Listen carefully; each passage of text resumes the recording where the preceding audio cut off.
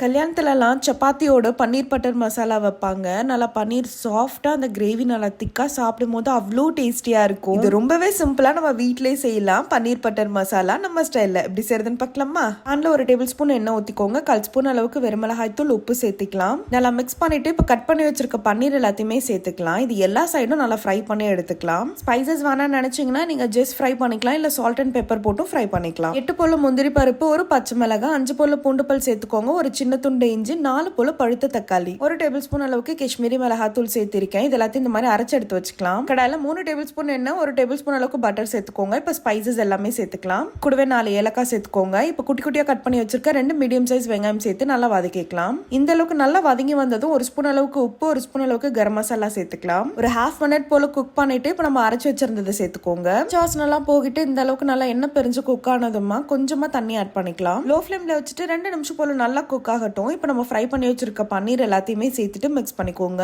மேல கசூரி மேத்தி போட்டுட்டு இறக்குனீங்கன்னா ஒரு சூப்பரான பன்னீர் பட்டர் மசாலா ரெடி. இல்ல ஃப்ரெஷ் கிரீம் இருந்தா ஆட் பண்ணிக்கோங்க. என்கிட்ட இல்லன்றதுனால நான் ஆட் பண்ணல. இது சப்பாத்தி, இட்லி, தோசை, நான் எல்லாத்துக்குமே அட்டகாசமா இருக்கும். ஸோ கண்டிப்பா ட்ரை பண்ணுங்க. மறக்காம நம்ம சேனலை சப்ஸ்கிரைப் பண்ணிக்கோங்க. பாய்.